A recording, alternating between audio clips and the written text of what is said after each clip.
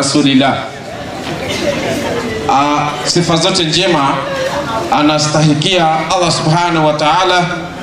Rehema na amani vile vile tunaomba Mwenyezi Mungu amteremshie mtume wake Muhammad pamoja na jamaa zake na maswahaba zake. Mada iliyosimama hapa katika viwanja hivi siku ya leo ni kuhusu dini. Je, ipi dini ya manabii kati ya Ukristo na Uislamu? Bila kupoteza muda, sisi ni Waislamu na kwa jina mimi naitwa Ramadhan Kuria bin Kaguo, ni Muislamu. Napenda mitume wote, nampenda Muhammad, nampenda na Yesu, amani iwe juu yao. Na Uislamu huu ambao mimi nafuata, ama mimi ni mfuasi wa dini hii bila shaka imethibiti katika vitabu kama tutakavyoangalia katika Qur'ani na vile vile manabii wengine waliokuwa kabla ya Mtume Muhammad sallallahu alaihi wasallam. Kwanza kabisa tuulize Qur'ani kuhusu dini hii ya Uislamu. Je, ipo katika vitabu au wametunga Waislamu labda mfumo fulani wakasema sisi kuanzia leo tutajiita Waislamu na dini yetu itaitwa Uislamu? Lakini wacha tumuulize Mwenyezi Mungu. Msomaji, napenda uweze kukaa alert, ukae chonjo ili tuweze kusoma maandiko pole pole. Chukua Qur'ani, fungua Qur'ani sura ya 22 aya ya 78. Qur'ani suratul Hajj sura 22 aya ya 78 nasema, A'udhu billahi minash shaitani rajim. Naam. Bismillahir rahmanir rahim. Aya inasema, naipiganieni dini ya Mwenyezi Mungu kama inavyostahili kupiganiwa. Mwenyezi Mungu anaanza kwa kusema naipiganieni dini ya Mwenyezi Mungu kama inavyostahili kupiganiwa. Ndio yeye amekuchagueni muwe umma ulio bora. Kwanza Mwenyezi Mungu ametuchagua tuwe umma ulio bora. Na niweze kuweka mambo vizuri hapa, niweke sawa, maana kuna watu huelewa wanavyotaka wao kuelewa. Qur'ani inasema naipiganieni dini ya Mwenyezi Mungu.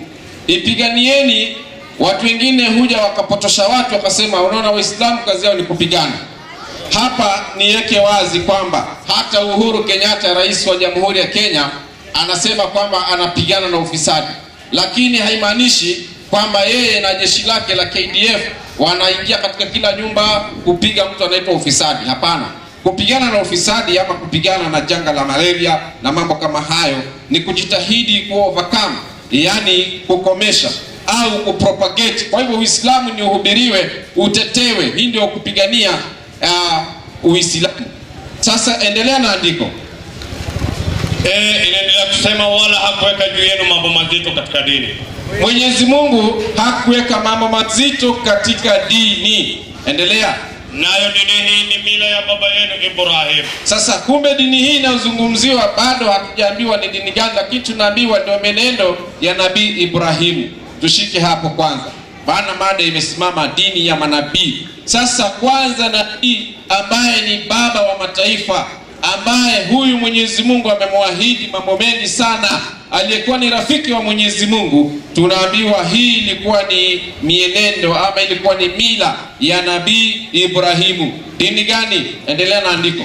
Yeye Mwenyezi Mungu alikuiteni Waislamu, kwamba sisi Waislamu sasa tumeitwa kwa jina hilo na Mwenyezi Mungu mwenyewe. Sio mambo wazee kutunga, si komiti ya msikiti iliyotunga, ni Mwenyezi Mungu mwenyewe aliyetuita Waislamu. Je, ni mambo ya juzi au tangu zamani? Maliza. Yeye Mwenyezi Mungu alikuiteni Waislamu tangu katika vitabu vya zamani huko. Mwenyezi Mungu alituita Waislamu tangu katika vitabu vya zamani huko. Na katika Qur'ani hii pia mumeitwa jina hilo hilo. Na katika Qur'ani hii vile vile tukaitwa Waislamu, yani wanyenyekevu. Tumekwisha kuona kwamba nabii aliyetajwa hapa ambaye ni menendo yake tunatakiwa tufuate ni Nabii Ibrahimu. Sasa Mwenyezi Mungu ambaye ni fundi katika kuuliza na kujibu ama kutoa jawabu, anauliza swali katika sura ya 2 aya 130. Tuangalie huyu Nabii Ibrahimu, habari zake. Je, alikuwa anafuata Ukristo au alikuwa ni Muislamu? Qur'ani sura ya pili aya 130 nasema, na ni nani atajitenga na mila ya Ibrahimu, ndio akaichukia dini hii ya Kiislamu, isipokuwa anaitia nafsi yake katika upumbavu. Unaona, endelea. Na kwa yakini sisi tulimchagua Ibrahimu katika dunia, ndio na kwa hakika yeye Ibrahimu katika akhira atakuwa miongoni mwa watu wema kabisa. Endelea. Kumbukeni habari hii Mola wake alipomwambia. Sasa tunaambiwa tukumbuke habari hii Mola wake, yani Mwenyezi Mungu alipomwambia Nabii Ibrahimu maneno haya, nyenyekea. Aliambiwa nyenyekea, yani ukitaka kujua wanyenyekevu ni kina nani nitakuonyesha hapa. Wanyenyekevu ni Waislamu, yani watu ambao wamejisalimisha kwa Mwenyezi Mungu, wakanyenyekea katika amri na wakajiepusha na makatazo ya Allah Subhanahu wa Ta'ala. Kwa hivyo Ibrahimu akaambiwa aslim, akasemaje? Akanena, ndio nimenyenyekea kwa Mola wa walimwengu wote. Endelea. Na Ibrahimu akawahusia hao wanawe. Na Ibrahimu akawahusia haya wanawe. Wana wa Ibrahimu tutakuja kuona ni kina nani, ndio? Na Yakobo pia akawahusia wanawe. Yakobo vile vile, ama Yakobo ambaye aliitwa Israeli, akawahusia na wanawe. Enyi wanangu, hakika Mwenyezi Mungu amekuchagulieni dini hii. Hakika Mwenyezi Mungu amekuchagulieni dini hii. Basi msife, ila nanyi mmekuwa wanyenyekevu. Msife isipokuwa nyinyi mmekuwa Waislamu, yani wanyenyekevu. Unaona sasa? Kwa hivyo hao ni manabii Ibrahimu na wanawe vile vile wakaendelea kuhusia na watoto wao. Qur'ani 42:13. Qur'ani sura ni 42 aya yake ya 13 nasema, na amekupeni sheria ya dini ile ile ndio aliyomuhusia Nuh, ndio na tuliokufunulia wewe, ndio na tuliowahusia Ibrahimu, na Musa na Isa na Yesu, kwamba simamisheni dini wala msifarikiane kwayo. Kwamba simamisheni dini wala msifarikiane kwayo. Haya mambo ya kufarikiana Mwenyezi Mungu amekataza tangu zamani, na hata sasa hivi anazidi kutuambia katika 3:100. Hebu soma 3:102 Suratul Al-Imran. Tuangalie dini hii ambayo itakiwi kufarikishwa ni dini gani? Sura ni ya 3 aya yake ya 2 nasema, enyi mlioamini. 3:102 ndio liko hapo nasema, enyi mlioamini, mcheni Mwenyezi Mungu kama ipasavyo kumcha, wala msife, isipokuwa mmekwisha kuwa Waislamu. Unaona sasa? Mmekwisha kuwa Waislamu kamili. Kwa nini? Kwa sababu kwanza 3:19 Qur'ani. Bila shaka dini ya haki mbele ya Mwenyezi Mungu ni Uislamu. Kwa hivyo Uislamu tayari umetajwa katika maandiko ya Mwenyezi Mungu. Uislamu. Na vile vile tukaona Waislamu pia vile vile wametajwa. Kwa hivyo dini yao ipo na wao vile vile wamo ndani ya Qur'ani. Qur'ani 5:3 tunazidi kuangalia. Inasema leo hii nimekukamilishieni dini yangu, nimekukamilishieni dini yenu. Fungua mwanzo kwa mwalimu, alafu usome ilivyoandikwa. Qur'ani sura ya 5 aya 3 inasema, leo nimekukamilishieni dini yenu, ndio, na kuitimiza neema yangu juu yenu.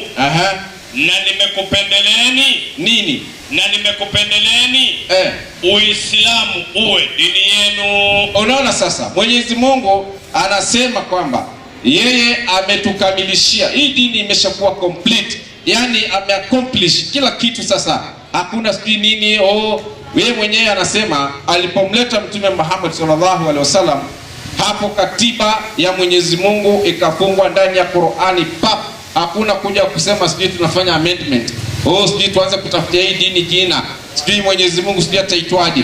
Mwenyezi Mungu ameifanya hii dini kuwa ni complete, kama vile alivyomwambia Nabii Ibrahim, nenda kawe mkamilifu mbele zangu, vile vile akaifanya hii dini kuwa ni kamilifu. Naomba msomaji, na sijui kunaendeleaje hapo. Tumemaliza. Wewe wa Kidhomo, kama unataka kuuliza maswali ama kusilimu kuja baadaye.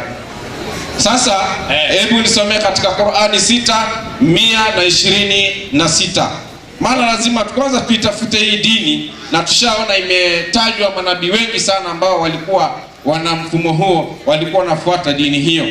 6:126 Qur'ani nasema, na hii dini ya Uislamu, na hii dini ya Uislamu ndio njia ya Mola wako iliyonyooka. Ndio njia ya Mola wako iliyonyooka, siratul mustaqim. hii dini ya Uislamu ndio njia ya Mola wako iliyonyooka. Sasa hapa leo tunakuja kujadili eti Ukristo na Uislamu ipi dini ya manabii, wakati tumeona Mwenyezi Mungu anasema amewafunulia manabii Uislamu, yani unyenyekevu, wakawa wanajisalimisha kwa Mwenyezi Mungu Subhanahu wa Ta'ala. Sasa hebu tujiulize, hawa wengine nao wanaokuja na dini zao sijui zilitoka wapi, je, zitakubaliwa kwa Mwenyezi Mungu? Kwanza tuangalie katika tano Qur'ani, nifungulie Qur'ani sura ya 3 aya 85.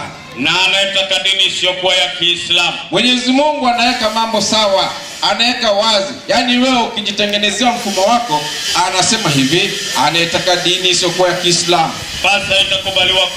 basi haitakubaliwa kwake, naye akhera atakuwa katika wenye hasara kubwa kabisa. Naye mtu huyo katika akhera atakuwa miongoni mwa watu wenye hasara kubwa kabisa.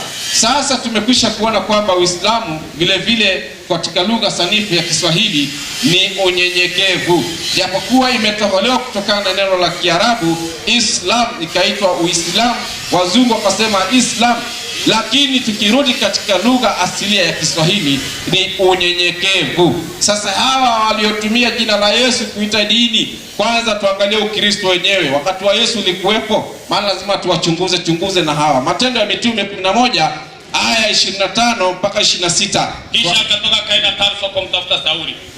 Hata alipokwisha kumwona akamleta Antiokia. Ikawa kwa muda wa mwaka mzima wakakusanyika pamoja na kanisa. Kumbe kuna watu wanakusanyika pamoja na kanisa na kuwafundisha watu wengi. Na watu hao waliokuwa wanafundisha sio wengine, tunaambiwa ni kuna Barnaba na kuna Paulo. Kisha baada ya kufundisha watu wengi kawaje? Na wanafunzi waliitwa Wakristo kwanza hapo Antiokia. Kumbe wanafunzi wao sasa, maana walimu hapa ni wawili, wanafunzi wao ndio walioitwa Wakristo kwanza hapo Antiokia. Iko wapi ile Biblia nyingine ile inaitwa Imprimatur? Mbona haijatolewa sasa? Hii inaitwa mpango wa kuhujumu uchumi. Sasa tumekwisha kuona kwanza walioitwa kwanza Wakristo ni watu waliokuja baada ya Bwana Yesu Kristo. Je, Yesu mwenyewe alikuwa na dini? Je, alikuwa na njia ambayo alikuwa anaifuata? Nisomee kwanza Zakaria 9:9. Hata kabla Yesu kuja, tusikilize habari zake, utabiri unasemaje? Kitabu cha Zakaria 9:9. Ndio. Sema. Acha niipate. Allah. Zakaria, Danieli, Hosea, Yona, Mika, Yafuye, Zakaria ndio hiyo 9:9. Kuna Nahumu ndani yake. Maana hiyo 9:9 itaki kukosekana hapa. Naye ni muhimu. 9 hii. Furahi sana binti Sayuni. Furahi sana binti Sayuni. Piga kelele binti Yerusalemu. Ndio. Tazama mfalme wako anakuja kwako. Ni mwenye haki naye ana wokovu. Naye ni mnyenyekevu. Yaani ni Muislamu. Amepanda punda na mwanapunda mtoto wa punda. Aliyepanda punda na akapanda mwana wa punda alikuwa ni Yesu. Tunaambiwa ni mnyenyekevu. 11:29 Mathayo. Jitieni nira yangu mjifunze kwangu, kwa kuwa mimi ni mpole na mnyenyekevu wa moyo. Yaani mimi ni Muislamu, tena yake inaanzia moyoni, ni mnyenyekevu. Ndio maana pale Mwenyezi Mungu katika Qur'ani sura ya 2 aya ya 131 natumia, nakumbukeni habari hii pia. Mola wake alipomwambia Ibrahimu, nyenyekea, asema aslamtu li rabbil alamin, kwamba nimenyenyekea kwa Mola wa walimwengu wote. Yaani mimi nimesilimu. Fungua hiyo Matendo ya Mitume 11:25, maelezo yake hapo, kwa sababu wasije wakasema mimi nasingizia vitu. Maelezo ya Matendo ya Mitume 11:26 katika Biblia Imprimatur. Inasema Wakristo. Maana yake wafuasi wa Kristo. Ndio. Hilo ni neno la kupanga. Hilo ni neno la kupanga. Ndio. Walilolitumia wapagani wa Antiokia katika kuwaitia wafuasi wa Yesu. Sasa unaona hapa nayo inatuambia kwamba kwanza neno wa Kristo sio Ukristo, maana dini kwanza haijapatikana. Ukristo haujapatikana katika maandiko. Leo utakuja kusikia wakipitia njia ya huku na kule mikato, lakini kwanza tumethibitisha katika Qur'ani kwamba na hii dini ya Uislamu ndiyo njia ya Mola wako iliyonyooka. Sasa na wao ndugu zetu hawa waliotuita kwenye mkutano wakaweka mada wenyewe, wakija hapa watuambie, na hii dini ya Ukristo alianzisha Yesu, na hii dini ya Ukristo ndiyo dini ya Mola wako iliyonyooka. Asanteni sana. Asante mwalimu upande ule wa Kiislamu, mwalimu Ramadhani, kwa kusimamisha dakika 15. Nadhani nyote mumemsikia akisimamisha mada ya dini, akasema aliyozungumuza kutoka ndani ya vitabu, na ndio tunaanza kwa wale ambao pengine ndio wanazogea mada ama mdahalo huu ni wa dini mbili.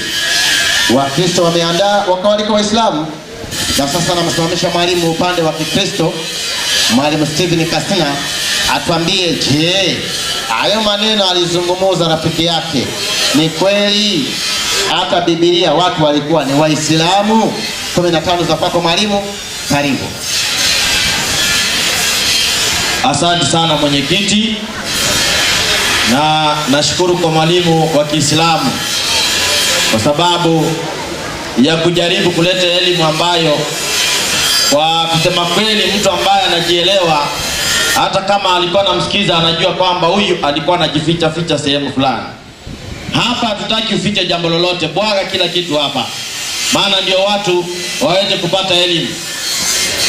Jambo la kwanza, mwalimu wangu lipo wakati mwalimu amekuwa akifundisha hapa, nimefuatilia na nikakumbuka maneno ambayo Muhammad kayasema. Ilikuwa kitabu kinaitwa Muntakhab Hadith. Umekifuata unaona, hiyo ndio ajabu iliyoko, kwa sababu wanasema hawataki vitabu vingine, alafu yeye mwenyewe anaenda kuchukua kitabu kwa gari analeta. Sasa tuwaelewe namna gani? Sasa wewe subiri vitabu, hebu nisomea 42:10 kwanza Qur'ani. Qur'ani 42 aya yake ni ya 10. Aya yake ni ya 10. Inasema hivi, vitabu leo tutaona mnakataa vitabu vyenu. Inasema na mkitilafiana katika jambo lolote, kama hili la siku ya leo, mnaambia Waislamu mkitilafiana katika jambo lolote, rejeleeni kitabu cha Mwenyezi Mungu, sawa, na hadithi za mtume. Kwa hivyo Qur'ani nakubali turejelee kitabu cha Mwenyezi Mungu ambayo ni Qur'ani, na kingine gani? Hadithi za mtume. Soma fafanuzi yake. Fafanuzi nasema hivi, je, uelewa? Si Waislamu hao wamepotea njia. Soma. Haya tunaambiwa kila siku, lakini na kusikia hakuna. Hawasikia. Hata sasa ukiwaambia wasome hadithi hawasikii, wanasema sijui inakuwa na mnaambia kila siku. Kusikia hamsikii. Soma. Inaendelea kusema hivi, kuwa ikitokea itilafu baina ya watu, ndio kuwa hili linafaa au halifai, ndio itazama Mwenyezi Mungu amesema nini, sawa, au mtume asema nini, ndio lifuate neno hilo la Mungu kama liko, au la mtume ikiwa hapana la Mungu. Maliza. Ikiwa yote hapana, kama yote hayapo, hata kwa ishara tu, hata kwa ishara Muislamu unaambiwa ufuate. Sasa ukipinga vitabu hivi hatutaki, utakuwa unafundisha nini? Wacha watu waelewe. Wewe ndio ulete vitabu vyote vya kanisa ulete hapa, hakuna mtu atalalamika. Chukua Muntakhab Hadith ukurasa wa 7, hadithi ya 8. Hiyo ni hadithi za Kiislamu na tumenunua katika maduka ya Waislamu. Soma. Inasema hivi, amesimulia kuwa Rasulullah, maana mnapokataa tusome na maana kuna kitu mnaficha. Amesimulia kwamba Rasulullah sallallahu alaihi wasallam amesema nini? Uislamu utadhoofika kama vile tunavyoona siku ya leo. Soma. Utafifia, ndio, polepole kama nguo inayofifia, mpaka haitojulikana saumu wala zaka wala nusuk. Sasa hiyo ni hadithi ya Mtume Muhammad. Na sasa sijaelewa Muhammad ni baniani ama ni Mkristo, maana Muhammad nabii wa Kiislamu, maneno amezungumza lazima Waislamu wayafuate. Sasa ndio inakuwa namna hiyo. Ni vitabu ambavyo tumesoma viko hapa mwalimu. Sijazungumza maneno ya kwangu, ni hadithi zinasema. Sasa kama utaki hadithi utakuwa kidogo wa kuhurumiwa. Mwalimu amekuja akasema hivi kwamba mila ya Ibrahimu, yeye alikuwa ni Muislamu, na ndio sababu unaona wanaepa vitabu. Yeye amechukua jina la kupanga, hataki tukisoma huko wengine. Nyinyi tutawacheka sana. Mwalimu wangu, nipo. Ibrahimu, ukifuata Ibrahimu utakuwa nani? Kwanza Ibrahimu mwenyewe alikuwa dini gani? Soma 3 29 kitabu cha Wagalatia. Inasema hivi Wagala. Ndio. Na kama nyinyi ni Wakristo, kama nyinyi ni Wakristo, andiko alijasema kama nyinyi ni Waislamu. Kama nyinyi ni Wakristo, basi mmekuwa uzao wa Ibrahimu. Sawa, na waridi sawa sawa na ahadi. Kwa hivyo ukitaka kuridi ahadi ya Ibrahimu mwalimu wangu, kweli, sharti ukuwe wa dini gani? Mkristo. Ukiwa Muislamu ni motoni unaenda. 1971 Qur'ani. 1971 Qur'ani. Acha ni kamati yake 71. Ndio. Inasema hivi, wala hakuna yote katika nyinyi. Hiyo ni Qur'an. Hakuna yote katika nyinyi ila ni mwenye kuifikia hiyo jahannam. Kwa hivyo ambao wanafuata Qur'ani wote wanaelekea wapi? Jahannam. Maliza. Inaendelea kusema hivi, ni wajibu wa Mola wako. Unaona ameweka msikiti board pale hawasikilizi mada inaposomwa. Ni wajibu wa Mola wako uliokwisha hukumiwa. Alafu akisimama utasikia huyo kapita huku, huyo kafanya hivi. Usikilize mada vizuri ndio upate kuelewa. Kwa hivyo sharti ukitaka kuridi ahadi ya Ibrahimu lazima uwe Mkristo. Ukiwa Muislamu motoni, si kuota moto kuungua.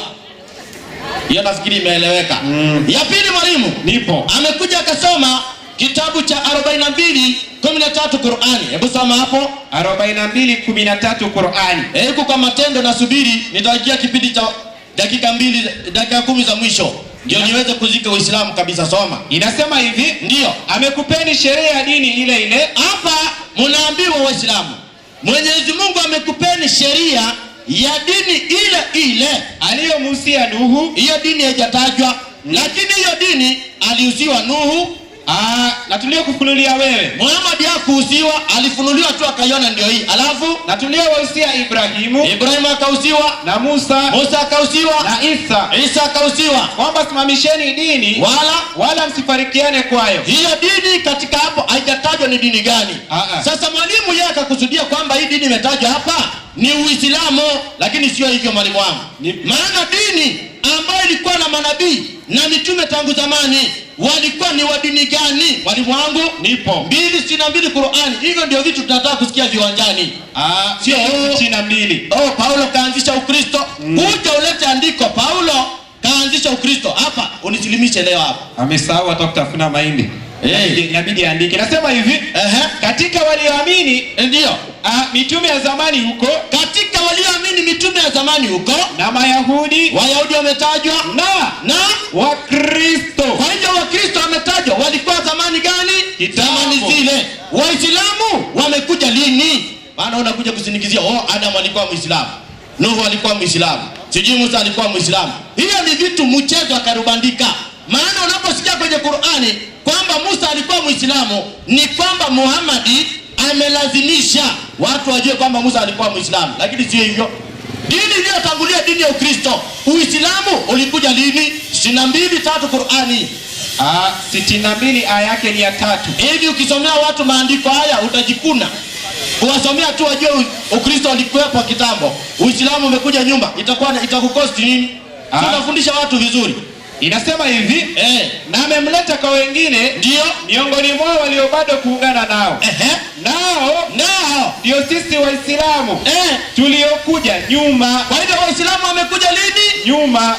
Kwako kule huko mwanzo. Wamekuja nyuma. Maana wamekuja tu ikaanzishwa na Muhammad. 12:19 Qur'ani. Imekuja ikaanzishwa tu na Muhammad. Hakuna nabii anajua Uislamu, hakuna. Wacha kusema Mwenyezi Mungu amekuchagueni muwe umma bora ama Uislamu ni pambo. Hiyo ni maneno ya kuzungumza tu. Hata mimi naweza nikasema mimi ni pambo tu, lakini hata kwa ni Mwenyezi Mungu. Soma mwalimu. 12:19. Ukafika msafara, ndio, karibu na pale kisimani. Wakamkuta mtekamaji wao. Anazungumzia kisa cha Nabii Ulai Yusuf. Piga tafsiri yake. Inasema hivi, ndio, unaona kuuzana kulikuweko zaidi ya miaka 1400 kabla ya kuja dini ya Kiislamu aliyokuja nayo Nabii Muhammad. Kwa hiyo Muhammad ndiye amekuja na dini gani? Ya Uislamu. Sasa utaanza kuambia kwamba Adam alikuwa Muislamu, utaanza kuambia kwamba Nuh alikuwa Muislamu, sijui Musa alikuwa Muislamu, sijui Yesu alikuwa Muislamu. Wa wapi? Uislamu umekuja nyuma na Muhammad mwalimu wangu. Na hiyo ni Qur'ani tumesoma. Hatujasoma ni Qur'ani tumesoma, Uislamu umekuja nyuma. Sasa mwalimu wangu, nipo. Maana Ukristo umekuweko tangu zamani. Hawa manabii ambao wametajwa wote walikuwa wanaongozwa kivipi? Mwalimu wangu, Nipo. unaanza na Musa. Musa yeye alikuwa Mkristo ama alikuwa Muislamu? 7:37 kitabu cha Matendo ya Mitume. Matendo ya Mitume 7 aya yake 37 inasema hivi. Unajua mtu ambaye anajiamini katika elimu, mwalimu, huwa haogopi vitabu. Mtu ambaye anajiamini katika elimu haogopi vitabu. Inasoma unasema mwalimu wa Kikristo, hapo umesoma vibaya, inapaswa isomwe hivi. Hivyo ndio tutakuelewa. Lakini wewe usilete hiyo, utaonekana kuna kitu utaficha. Soma. Inasema hivi, na tutasoma vitabu vyote. Soma. Musa huyo ndiye aliyewaambia Waisraeli, ndio, Bwana Mungu wenu atawainulieni nabii katika ndugu zenu, ndio, kama mimi. Sawa, msikieni yeye. Yeye Musa ndiye aliyekuwa katika kanisa jangwani. Umekosea, msikitini. Kanisa jangwani. Kwa hiyo Musa alikuwa wapi? Kanisani. Utakuja kuambia Musa alikuwa Muislamu. Hivi Musa aliwahi fanya ibada kama hiyo? Akapiga siji Allahu Akbar akaanguka chini. Aliwahi fanya ibada kama hiyo? Semi Allahu liman hamida, siji tahiyatu lillahi. Musa ajui hiyo vitu ni vitu gani? Musa alikuwa ni Mkristo. Mwalimu wangu, nipo. Wa pili, nisomee kitabu cha Petro wa kwanza 1 aya yake ni ya 10. Soma. Inasema hivi, ndio, katika habari ya wokovu huo manabii walitafuta na kuchunguza, ndio, ambao walitabiri habari za neema itakayowafikia nyinyi. Sawa. Wakitafuta ni wakati upi, na wakati wa namna gani, ulioonywa na nani? Na Roho wa Kristo aliyekuwa ndani yao. Kwa hivyo manabii wote na mitume wote walikuwa wanaongozwa na nani? Na Roho wa Kristo. Ukiongozwa na Roho wa Kristo utaitwa nani? Walimu wangu, tuko pamoja kabisa. Marko 9:41. Marko 5. Asante sana. 9:41. Kitabu ni cha Marko 9:41. Inasema hivi, kwa kuwa yeyote sawa atakayewanyosha nyinyi kikombe cha maji, ndio, kwa kuwa nyinyi ni watu wa Kristo. Hivyo Yesu mwenyewe anajua wafuasi wake wanaitwa namna gani? Wa Kristo. Wewe unakuja unasema hii hakuna. Hata Qur'ani yenyewe inatambua hiyo. Chukua baruani mwalimu. Yaani hapa mimi nachanganya vitabu vyote. Hapo ni vitabu kabisa, watu waelewe. 5:47 Qur'ani. 5:47. Andika, ni baruani. Andika hiyo. 5:47. Inasema hivi, na wahukumu watu. Inasema na sisi, sikiliza hapa andiko linasema, na sisi tuliwaamrisha wafuasi wa Isa. Yaani watu wa Injili. wa Kristo. Kwa hivyo wafuasi wa Yesu wanaitwa nani? Wa Kristo. Ni kitabu gani kimesema? Qur'ani. Inua juu watu waone. Ni hapa si gazeti, ni Qur'ani. Inajua wafuasi wa Yesu wanaitwa wa Kristo. Na sasa kama inajua hivyo, wewe unakataa nini? 4:131 baruani hiyo juu. 4:31. Kuna vitu hapa nimeweka. Najua ndakuja dakika 10 ambazo zinakuja. 4:131. Soma. Inasema hivi, 131. Ndio. Tumewahusia watu wa dini zilizotoka mbinguni. Wa dini zilizotoka wapi? Mbinguni. Tumewahusia watu wa dini zilizotoka mbinguni, katika watu wa kitabu, na nyinyi Waislamu. Kwa hivyo dini ambazo zote zimetoka wapi? Mbinguni. Kwa Mwenyezi Mungu kulingana na Qur'ani. Sawa mwalimu? Kweli. Sasa tunauliza, kama zimetoka kwa Mwenyezi Mungu, je, zilikuwa aje? Mwalimu wangu, nipo. 16:125 baruani hiyo. 16:25. Kuna kitu nimekumbuka hapo, nikiweke sawa kwanza. Inasema hivi, najadiliana. Na usikilize vizuri Muislamu ambao uko hapa.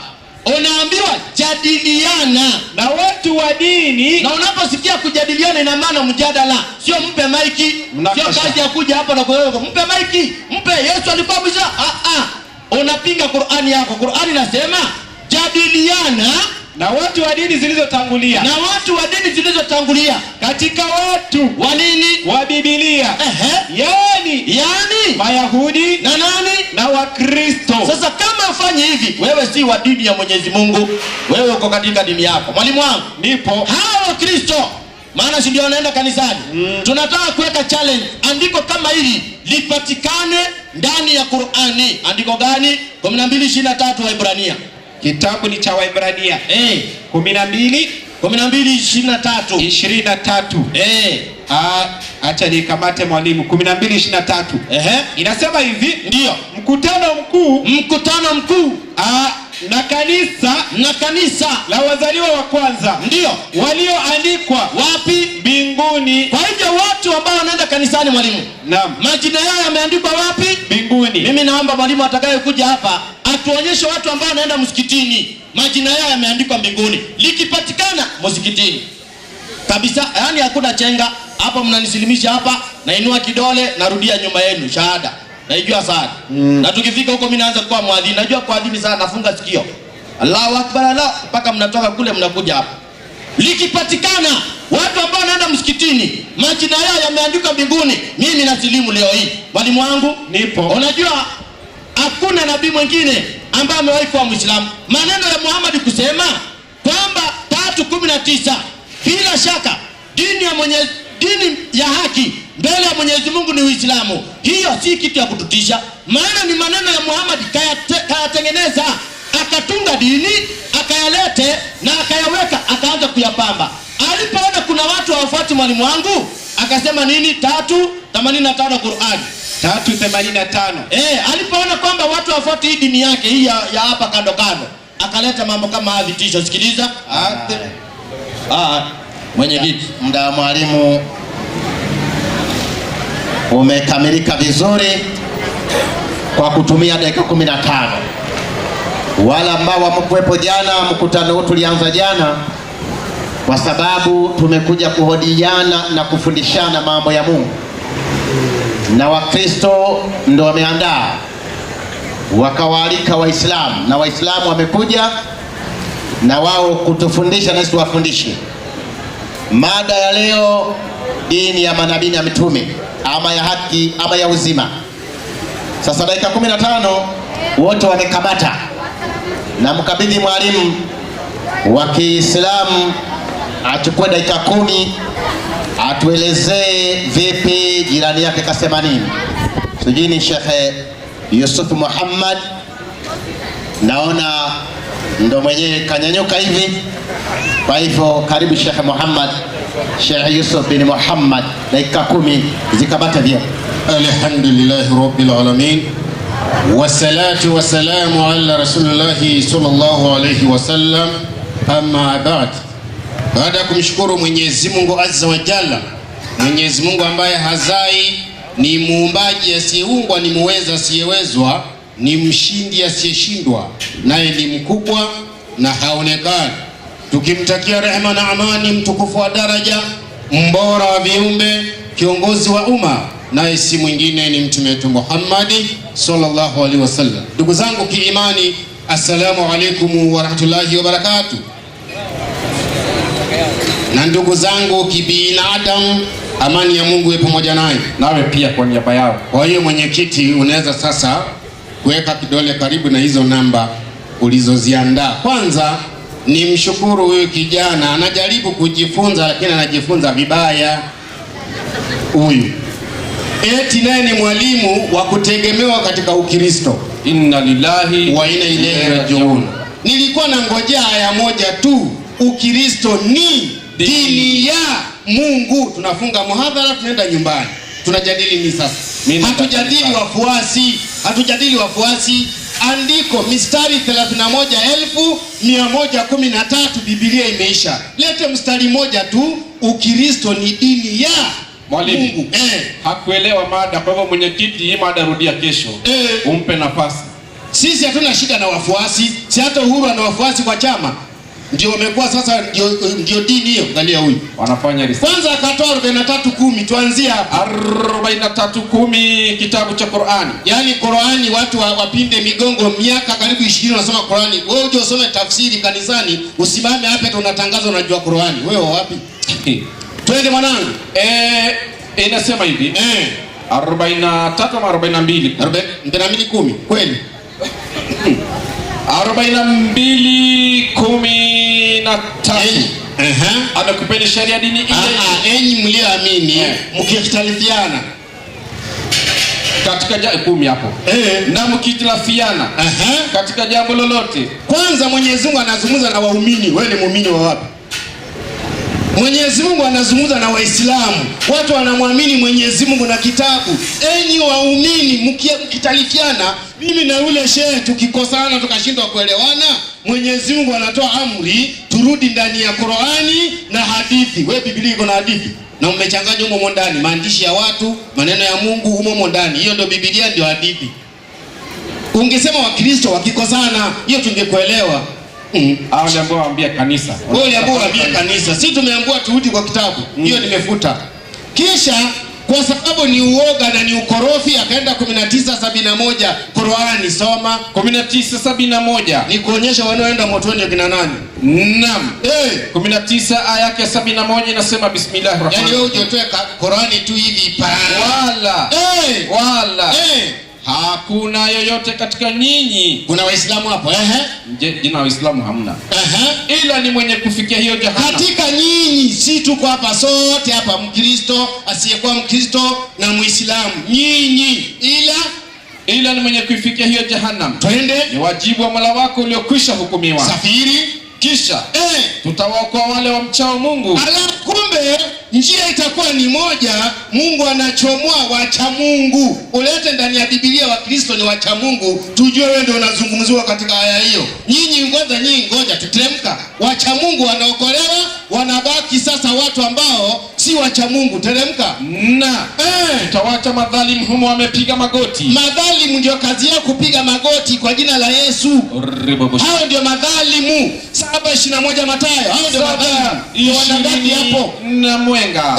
Waislamu peponi, madhalimu wanabaki mpiga magoti. Wewe vipi? Inasema hivi. Twende mwanangu. Sio wote waniitao Bwana Bwana. Kwa nini? Watakoingia katika ufalme wa mbinguni. Safiri haraka mwanangu. Inaendelea kusema hivi. Yeye afanya mapenzi ya Baba yangu aliye mbinguni. Ndio. Wengi watakwenda kwanza. Wakristo mkono juu. Unaona hakuna hata mmoja, hata huyu si Mkristo, hata huyu mmoja. Wakristo narudia tena mkono juu. Hawawezi. Unaona wengine hawawezi toa. Waislamu mkono juu. Asante. Allahu Akbar. Teremka na andiko sasa. Wengi wataniambia siku ile. Nini? Bwana. Hatukufanya miujiza mingi. Nani anafanya muujiza? Ni sisi ama ni hawa? In the name of Jesus. Teremka. Reba shaka pokea. Teremka sana wanangu. Inaendelea kusema hivi mwalimu wangu. Nini? Wengi wataniambia siku ile Bwana tukufanya miujiza mingi. Ndipo nitakapoambia dhahiri. Nini? Sikuwajua nyinyi kamwe. Nini? Ondokeni kwangu nyinyi mtendao maovu. Ndio wale wameacha wamepiga magoti pale, ni waovu. Mkate ni wao, sijui sambusa ni wao, wenye kutoa miujiza ni wao, na kila kitu ni wao. Hao ndio madhalimu waliotajwa na Qur'ani. Qur'ani inasema si tunaenda wapi? 40 wewe 40 kitabu kisichokuwa na shaka ndani yake. Ndio. Ni uongozi kwa mchao Mwenyezi Mungu. Safiri. Na ni kiboko. Ndio. Kwa Afanyaye ubaya hata lipo ila sawa na huo uovu. Afanyaye ubaya hata lipo ila sawa na ule ubaya. Na afanyaye wema akiwa ni mwanamume au mwanamke. Ndio. Naye ni Muislamu. Ndio. Basi hawataingia peponi. Yesu waruzukiwe humo. Yesu wewe unaenda wapi? Unaenda mbinguni kama kasina ama unaenda wapi? 23 Luka 43 kitabu ni cha Luka. Luka alikuwa ni tabibu. Safiri mwanangu. Wa kienyeji, yani kama vile nani? Dakika 4 inasema hivi. Safiri bwana. Kuna mambo hapa. Ndio nafika huko 43 inasema hivi. Yesu akamwambia, Ami nakwambia. Ndio. Leo hivi utakuwa pamoja nami. Wapi? Peponi. Waislamu wapi? Peponi. Yesu wapi? Peponi. Wakristo mbinguni. Ikidondoka hii pamoja na wewe. Utafanya research sana safari hii. Akatoa 12, 20 kitabu cha Qur'ani. Hivi wewe ndio wa kwanza kuja na hii amplifier hapa? Ndio umekuwa wewe ndio umetengeneza. Anasema eti Muhammad alikuwa na dini. Sawa, alikuja nayo. Aliitoa wapi kama haikuwa? Unaweza kuja na kitu kama hakuna? Yaani haikusema alibuni ama alikuja. Alikuja nayo. Kuitoa wapi? Si ilikuweko. 2:140 Qur'ani. 2:140. Yaani unamsingizia Ibrahim. 2:140. Safiri. A'udhu billahi minash shaitani rajim. Bismillahir rahmanir rahim. Ndio nimefika hapo maeneo hayo mwalimu wangu. Nimefika 140. Soma mwanangu. Amemweka Musa kanisani. Soma. Mnasema ninyi Mayahudi na Manasara. Kwanza Mayahudi na Manasara, hawa ndio Manasara hao. Wakristo. Wakristo. Wa Ibrahimu na Ismaili na Isaka na Yakubu. Wanaulizwa, mnasema kuwa Ibrahimu na Isaka na Yakubu na kizazi chake kwamba walikuwa Mayahudi kama nyinyi. Walikuwa Mayahudi kama nyinyi au Wakristo kama nyinyi? Ndio. Sema. Nyinyi mnajua zaidi au Mwenyezi Mungu? Wewe kasina, wewe umezaliwa juzi, hata miaka 30 hujafika. Umejua zaidi kuliko Mungu. Unanuna, utanuna sana leo. Akatoa 7:37 Matendo. Wewe baba, jibu lake 15:21. 15:21. Unapeleka Musa kanisani wewe. Hapo. Safiri 15:21. Nimefika hapo, inasema hivi. Ndio. 21. Inasema kwa maana tangu zamani za kale, Musa anaowahubiria mambo yake katika kila mji, husomwa kila Sabato. Wapi? Katika masinagogi. Bi maana misikitini, si makanisani. Kanisa Yesu hata ajui. Sasa mimi naomba andiko moja tu, Waislamu wote tunahamia na kuimba, tunaanza kesho. Ukristo ni dini, hata isiyo ya Mungu. Ukristo ni dini. Tunahama. Walimu wakati wa huduma namba walijaza Ukristo. Sasa hiyo ndio tunataka, hiyo Ukristo. Wewe mtoto baba kakorofisha. Kakorofisha sana. Akatoa 62 tatu akaacha. 2:62 kasema soma. Inasema na katika walioamini mitume ya zamani. Kwanza walioamini mitume wa zamani. Wewe hata wewe mwingine hujawaamini, umeamini Yesu peke yake. Twende. Kuna wengine hapa. Na Mayahudi.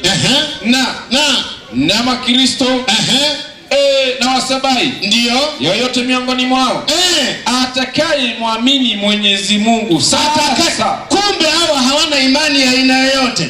Kitabu inasema kwanza wamwamini Mwenyezi Mungu, kisha sasa kama anavyosema Nabii Muhammad na akaamini siku ya mwisho, ndio, na akafanya vitendo vizuri, ndio, basi watapata thawabu zao kwa Mola wao. Kumbe lazima uamini Mwenyezi Mungu na muamini Muhammad sallallahu alaihi wasallam. Uso kisha una bahati sana. Hiyo nimeweka akiba.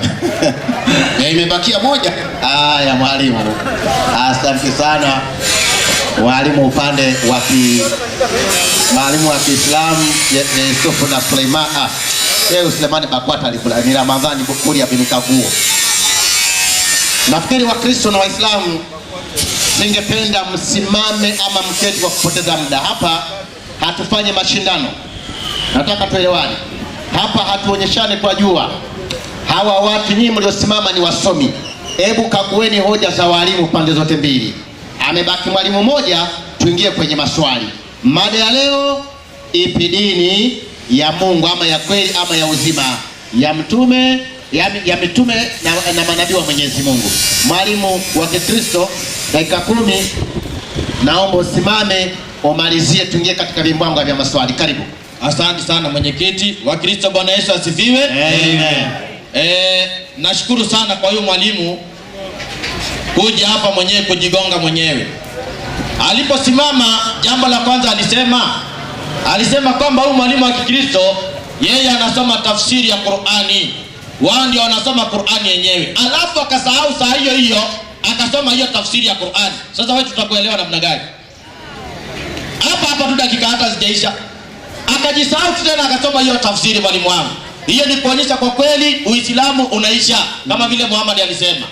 Akajaribu kuja kupamba eti 1971 haikuzungumzia Waislamu, ilizungumzia Wakristo, wale ambao watakuwa watabaki huko wamepiga magoti. Lakini wacha nikujulishe leo, Qur'ani 102 anza andiko lake la 3. 102.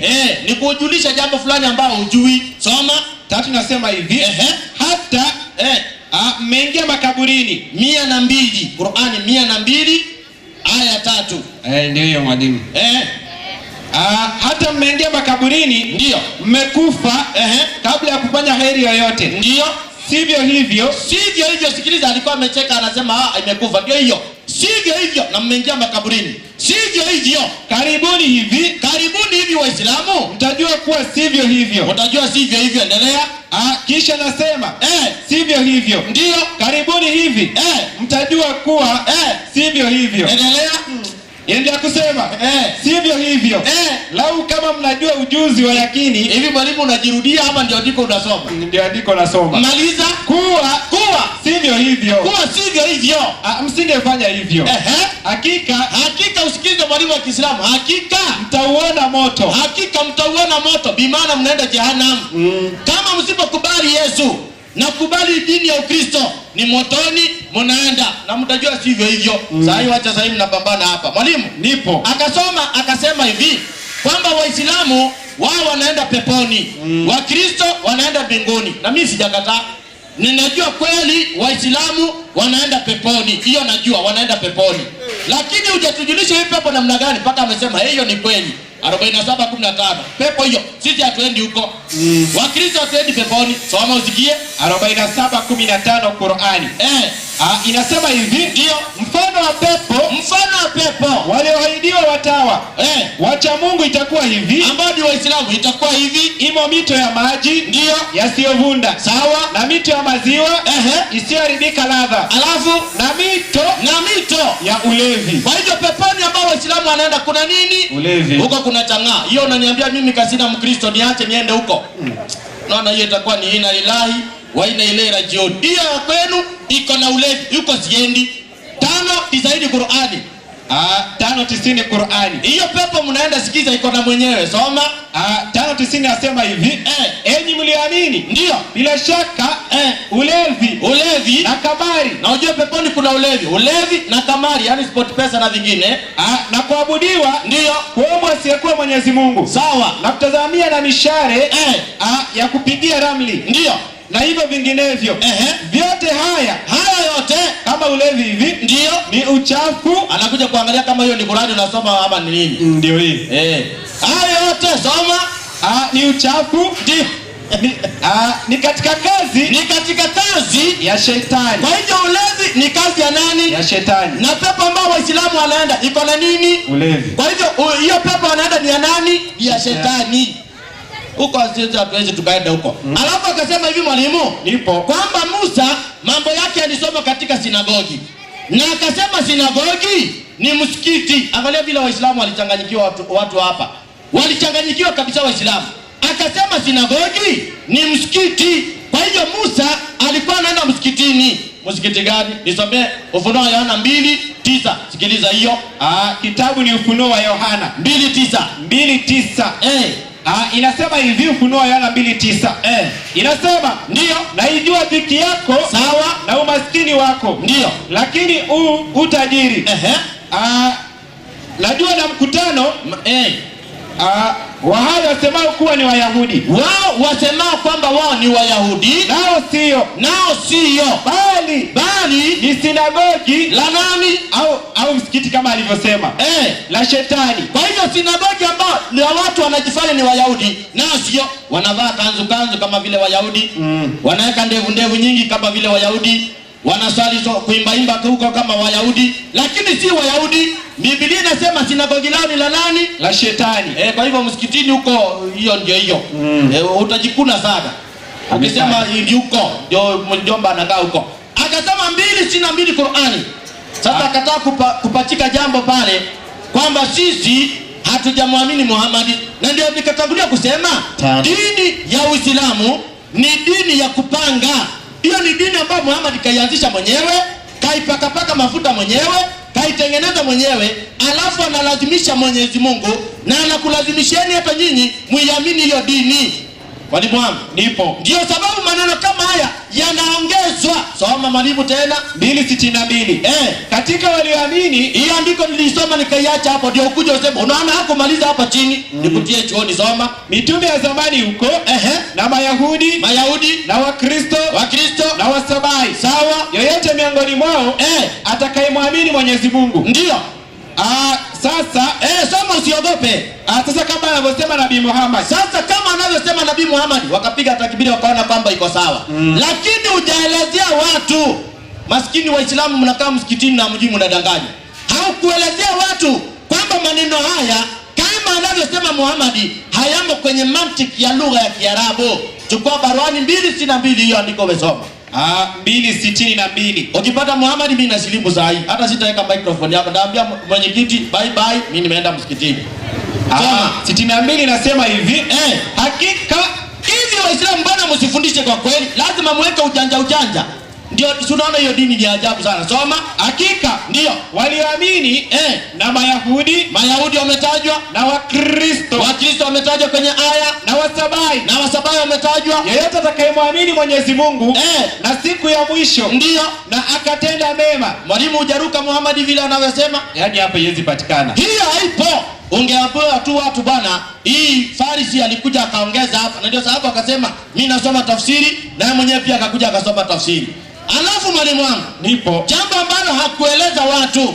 Tunapozungumzia dini ama nchi tunamaanisha kitu gani? 399 Qur'ani. 399 Qur'ani. Inasema hivi. Yaani tutafundisha nayo kabisa. Soma. Sema enyi mliopewa kitabu. Kwa nini mnawazulia watu na njia au yani dini? Kwa hivyo unapozungumzia dini mwalimu, unazungumzia njia. Hiyo ndio mafundisho tunafundisha mwalimu wangu. Ndivyo hivyo. Je, Biblia inaunga mkono jambo hilo? 4:6 kitabu cha Ayubu. Kitabu ni cha Ayubu. Ndio. 4:6. Inasema hivi. Sawa. Acha nikamate mwalimu. 4:6. Ayubu. Inasema, je, ndio dini yako sio mataraja yako? Na matumaini yako ndio sio huo uelekevu wa njia zako? Kwa hivyo inakubaliana vitabu vyote viwili. Tunapozungumzia dini, tunazungumzia njia. Tukizungumzia njia, tunazungumzia dini. Sasa sisi dini yetu, je, ni tuko nayo kabisa ama ni kupamba tunapamba? Unajua Muhammad imekuja akasema tumekupendeleeni dini hii. Tumependelea. Mungu wetu sio upendeleo. 14:6 kitabu cha Yohana soma. Inasema hivi. Ndio. Yesu akawaambia, mimi ndimi dini. Yesu akasema mimi ndimi njia na kweli na uzima. Mtu haji kwa Baba. Kama wewe ni mtu mkono juu. Kama wewe ni mtu. Yaani mimi wa kwanza. Kama wewe ni mtu, wengine wanajikuna macho. Sasa mtu haji kwa Baba ila kwa njia ya mimi. Ila kwa njia ya mimi. Anasema mwenzetu, si mwenzetu. Wao watoka msikitini. Maana ndio wanafanya mambo kama haya. Na mshughulikieni huyu. Kwa hivyo mtu hawezi akafika.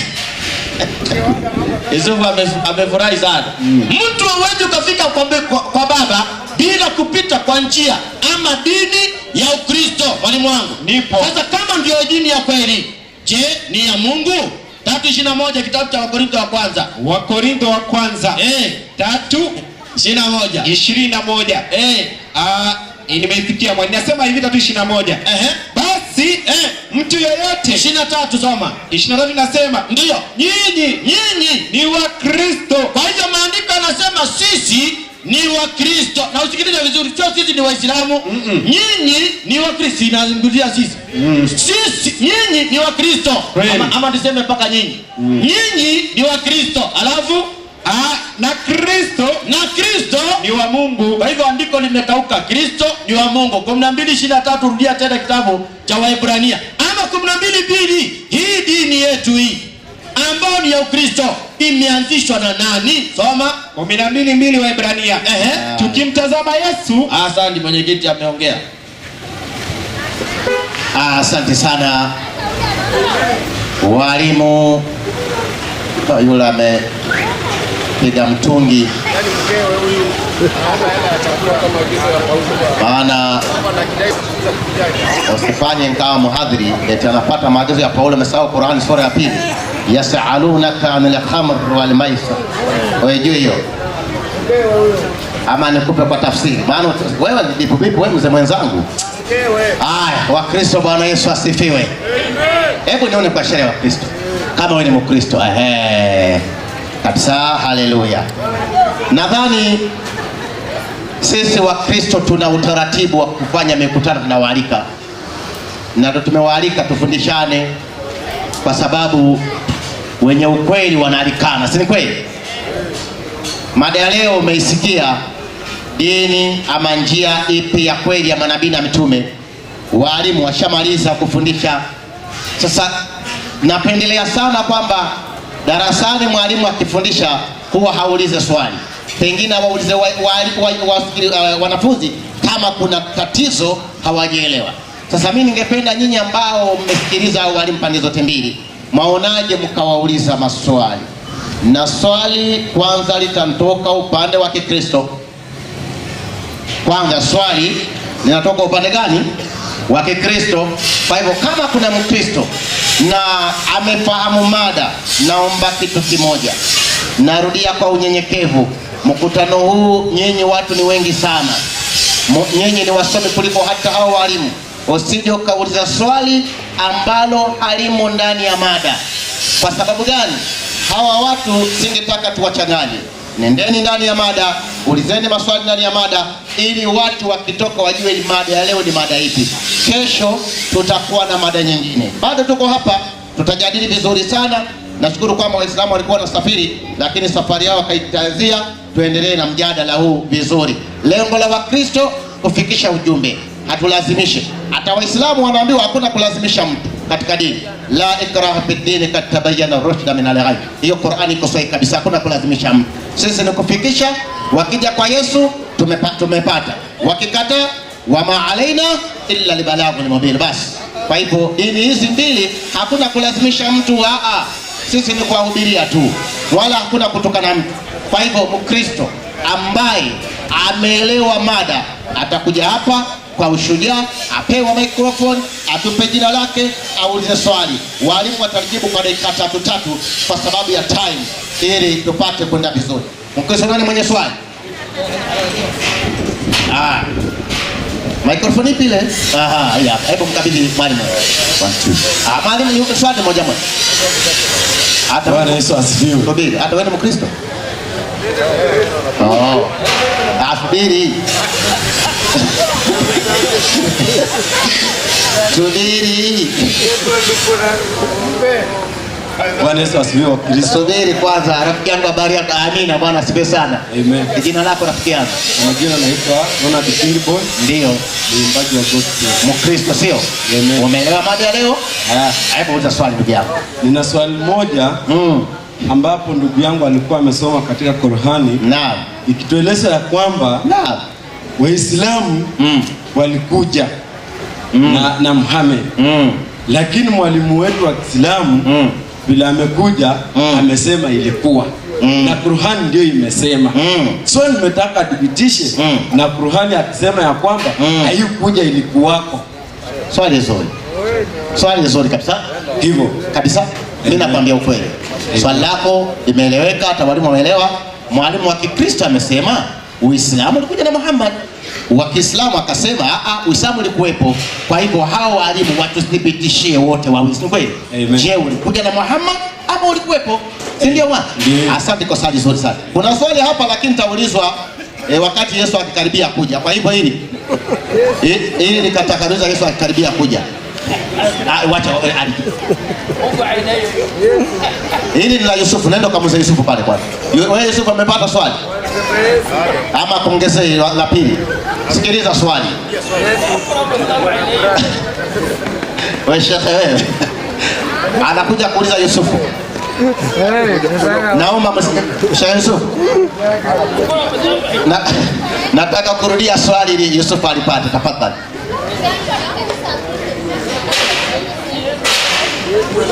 Naona mhadhiri Lokoronye, mzee wa kazi wa zamani, amefika viwanja hivi. Antulia tu na Biblia dalili ya kwamba Roho Mtakatifu anapenya, ama ni Qur'ani. Haleluya. Yusufu, swali limekuwa mwalimu wa Kikristo tu pamoja. Umeelewa? Sawa, kama umeelewa sawa.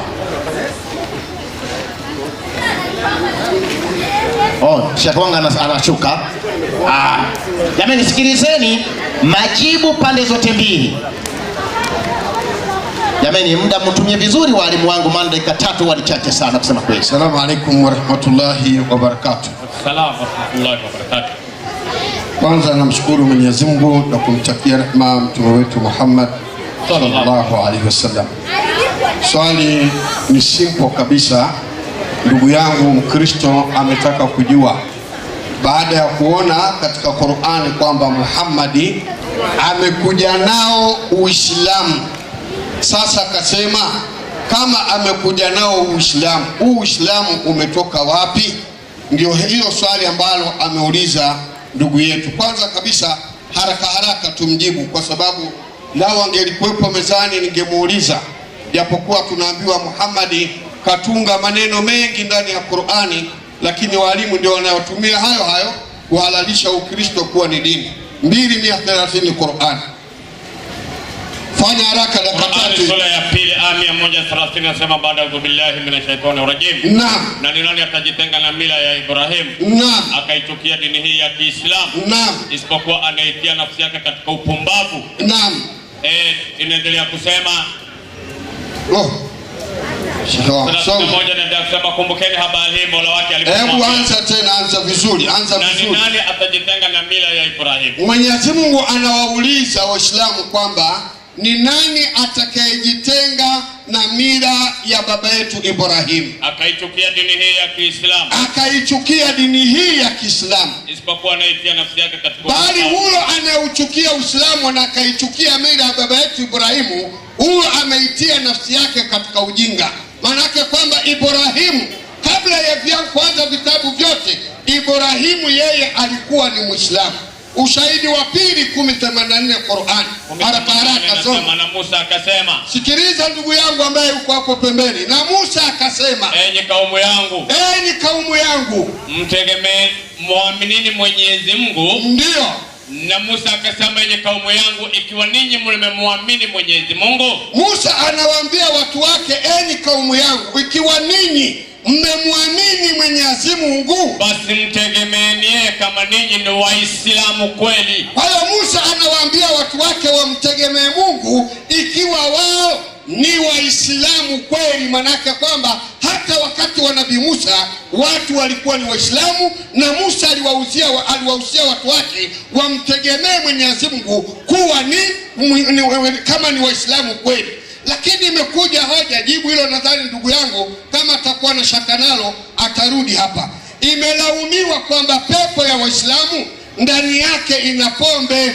Kwa kuwa Muhammad kaja juzi, labda nimuulize na Yesu, kwa sababu Yesu yeye kaalikwa na mama yake harusini, watu wamekunywa pombe imeisha, mama yake akamwendea Yesu. Na taasha na msheho hapa mimi kwa muda najua kukamata vizuri, ndio kwa sababu nimwambia muda huu si mzuri, huwa unakwenda kwa kasi. Dakika 3 huwa ni chache sana kusema kweli, na nimefanya hivyo kwa sababu mtakwenda swati magharibi. Unarudi tena? We nione nini utakuja baadaye. Rafiki mzuri, kijana mzuri, unajaribu na pombe. Jamani, swali limeulizwa na Mkristo, msilisahau. Walimu wanasema kwamba Uislamu ulikuwepo, Wakristo wanasema Uislamu ulikuja na Muhammad. Nani mkweli? Sasa mwalimu atakayesimama kwa sasa, kwa sababu ni debate, dakika 3 upande huu, dakika 3 upande huu. Ninarudia, msije mkao mmesimama kwa kujichosha. Hapa si maneno, hapa pamebeba maneno hapa. Uingie motoni ama katika ufalme wa mbinguni. Mwalimu, dakika 3 tafadhali, ni chache na kuhurumieni. 3 ni chache sana kusema kweli, mimi najua hazitoshi. Haya mwalimu. Asante sana. Ninafikiri mwenye kuuliza swali anaweza akabaini na akajua kwa kweli mwalimu kapita kona fulani. Maana andiko limekuwa wazi tu kabisa, Uislamu. Hebu anza 12:20 Qur'an. Maana haya si maneno yetu ambayo tuliweka. Na hapo hamuna cha speaker, hamuna cha amplifier, hamuna cha kamera. Soma mwalimu. 12:20 nasema hivi. Ndio. Na wakamuuza tanibii kwa sababu ya muda. Inasema hivi, ndio. Unaona kuuzana kulikwako. Kuuzana kulikweko, yani slave trade. Kuuzana kulikweko zaidi ya miaka 1400. Zaidi ya miaka 1400 kabla ya kuja dini ya Kiislamu. Kabla ya kuja dini ya Kiislamu aliyokuja nayo Nabii Muhammad. Hivyo hiyo ndiko wazi na ni Qur'ani, sio Biblia. Uislamu umekuja juzi wakati slave trade inafanyika, miaka 1400 imepita.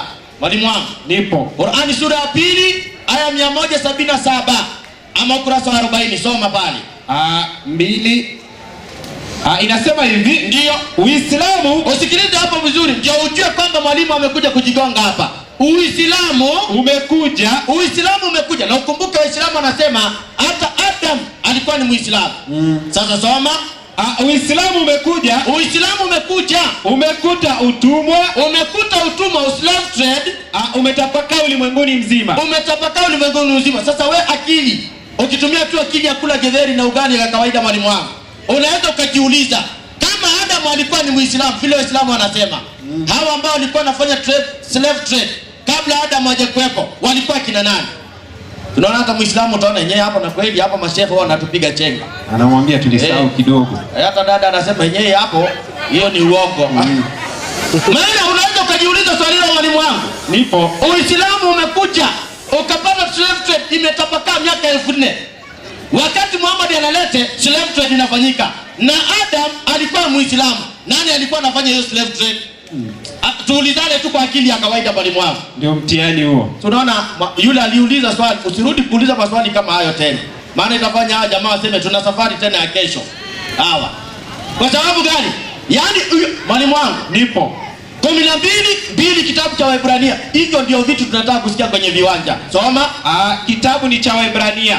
12. Najua hiyo imeduka mahali, lakini mtaenda kuokoka baadaye tu. Tutapeana namba ya simu, ukitaka kuokoka unatupigia. Maana tutaruhusu uokoke hapa. Hata kubatizwa ni free. Ni free kabisa. Inasema hivi, tukimtazama Yesu, ndio mwenye kuanzisha,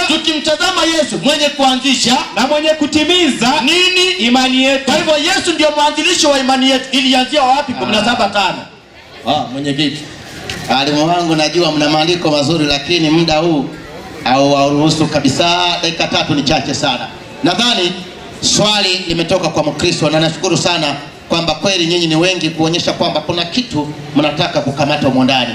Ni mkutano wa Kikristo, tumewaalika marafiki zetu Waislamu, wamekuja. Mada ya leo ni ipi njia dini ya manabii ama ya kweli ya Mwenyezi Mungu? Uislamu, Ukristo. Swali la kwanza limetoka kwa Mkristo, rafiki yangu ambaye swali zuri. Sasa zamu hii ni ya kutoka upande wa Kiislamu.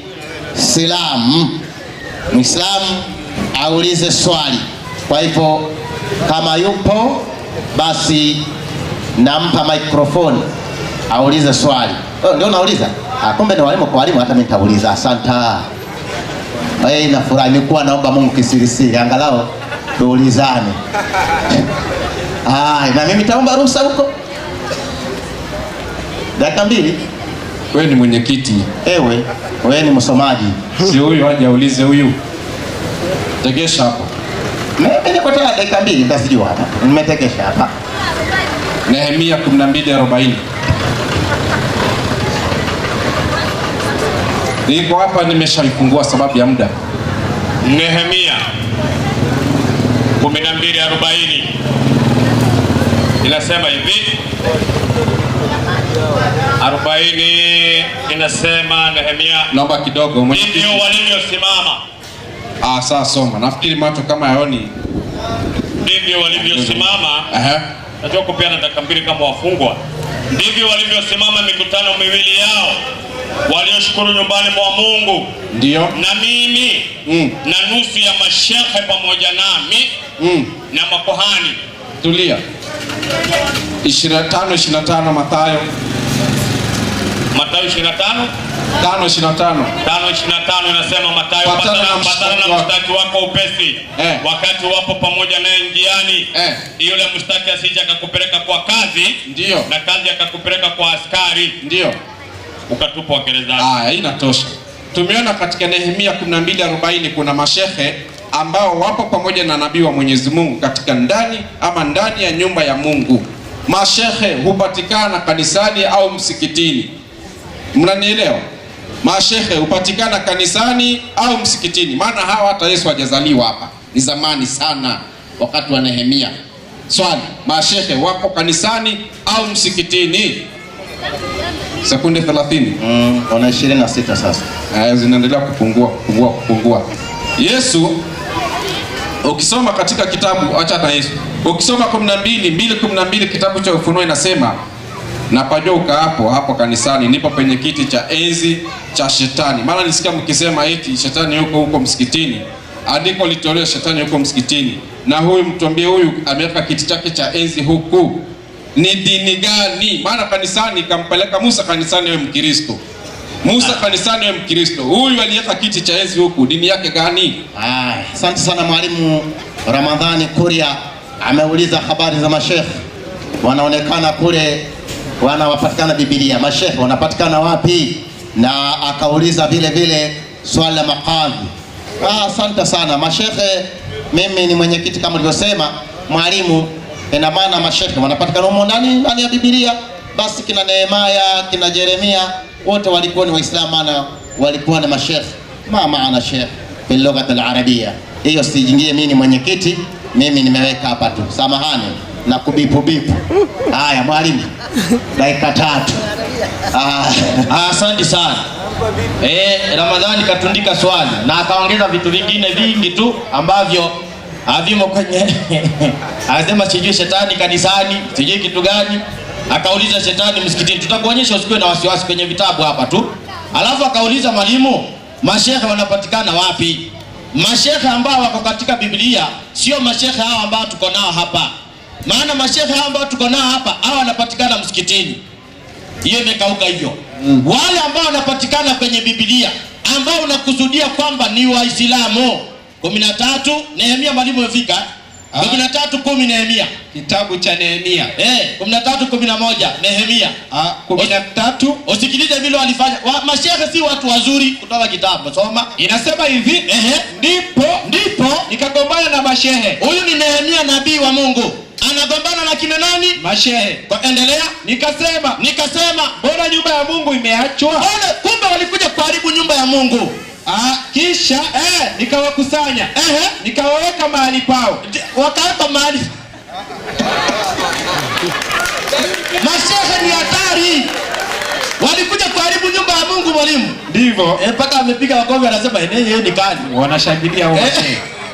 Walikuja kwanza, walikula pesa ya kwaya mashehe. Walikula pesa ya kwaya. Kwa hivyo wale ambao wanapatikana kwenye Biblia sio wale ambao ni nyinyi. Ama kama ni nyinyi mkuje mtuambie kama mliharibu nyumba ya Mungu, mkuje hapo utatuambia. Usiniangalie vibaya, sijakuambia ulize hiyo swali. Kama ni nyinyi au mmetaja hapo wale msikitini, ukuje ukiri kusema kwa kweli sisi mashehe tuliharibu nyumba ya Mungu, tutakuelewa. Akasema makadhi. Umefika mwalimu kurasa 101. Inasema hivi, ndio, ni miongoni mwa vyeo vya hatari kubwa mno. Katika vyeo vya hatari kabisa mno. Na cheo kikubwa kwa sababu ni kutekeleza sheria ya Allah kwa niaba ya Allah. Ndio. Na ni uhalifu wa mtume wake. Na kwa sababu hiyo mtume akawatahadharisha na kazi ya ukadhi. Mtume Muhammad aliwatahadharisha wanadamu na kazi ya ukadhi. Yusuf anaangalia anasema, "Hai, hiyo imetoka wapi?" Kitabu chenu hicho soma. Na akasema atakayejaliwa ukadhi, miongoni mwa watu basi amechinjwa bila kisu. Kwa hivyo kadhi ni kazi hatari kabisa Yusuf. Usidhubutu kusema nataka nikuwe kadhi. Kazi mbaya. Anasema ni kazi nzuri sana, unaona? Yaani unapigana vitabu bali. Alafu akasema hivi mwalimu, wacha nisidunge sana. Akasema kitabu cha Ufunuo kimesema kwamba hapo kanisani kuna shetani. Soma Ufunuo 2:11. Ikisema kanisani kuna shetani unizilimisha hapa, soma 2:11. Ufunuo. Kitabu ni cha Ufunuo nasema hivi. Waislamu kazi yao ni kusoma maandiko miguu juu kichwa chini. Soma. Wameka inasema hivi. Yeye aliye na sikio. 2:11 Ufunuo. 2:11. Ndio hiyo mwalimu. Samahani. Mtaisoma muda upo. Asante sana walimu. Napenda sana kuweka ile uadilifu. Kwa hivyo nafikiri swali maulizwa na Muislamu atakayekuja kulijibu tena ni Yusufu. Tafadhali walimu wangu, muda huwa ni mchache, dakika 3 mzitumie vizuri. Yani ile andiko zuri, huyu amekuja kuchekesha kwa sababu anataka ushabiki. 13 hiyo. Hakuelewa swali. Ngapi mwalimu? 13:10 hiyo Nehemia. Nzuri hiyo alitoa 10. Tena nikaona ya kwamba sasa Nehemia anasema akaona ya kwamba, kwa nini? Anasema ndipo nikagombana na mashehe. Kwa nini agombana na mashehe? Mashehe walikuwa wamekaa pembeni kidogo, nyumba ikawa haina mtu. Nikasema mbona nyumba ya Mungu imeachwa?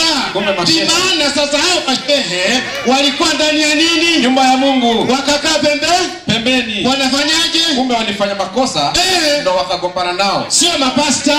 Sasa niliuliza swali, teremka mwanangu, wanapatikana dini gani hao mashehe? Hao walikuwa wanalinda nyumba ya Mungu, walikuwa ni Wakristo. Takbir. Kisha teremka mwanangu, inaendelea kusema kisha nikawakusanya hao mashehe. Sasa akawakusanya tena, nikawaweka mahali pao msikitini. Takbir. Vipi?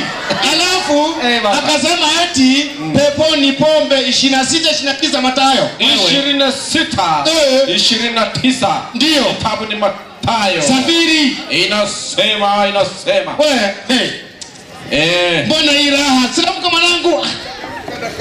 Taratibu nitachana Biblia. Wewe wacha ishanike utanunua ingine. 26-29 Mathayo wewe. Haya inasema hivi. 29 inasema ndio. Lakini naambieni sitakunywa kabisa tangu. Huyo ni Yesu. Wakampa chang'aa kwa Michael, akaonja akaona haifai, akasemaje? Sitakunywa tena uzao wa mzabibu. Ndio. Hata siku ile nitakapokunywa wapi? Mpya uko mbinguni. Kumbe kuna mpya.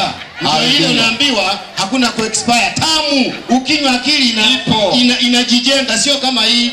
Wewe mtoto baba karibu. Kasema eti tumuonyeshe 2:11 hiyo Ufunuo. 2:11 Ufunuo. Ngoja kwanza. Tunauliza hivi. Dini ilikuwa ni dini. Baba. Sawa, soma mwanangu. Muda. Soma. Inasema hivi. Na kwa malaika wa kanisa. Sasa limetajwa kanisa.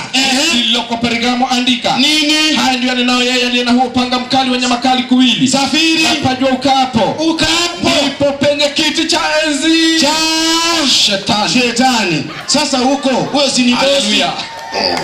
Wewe mwalimu hao atakimbia hao. Asante.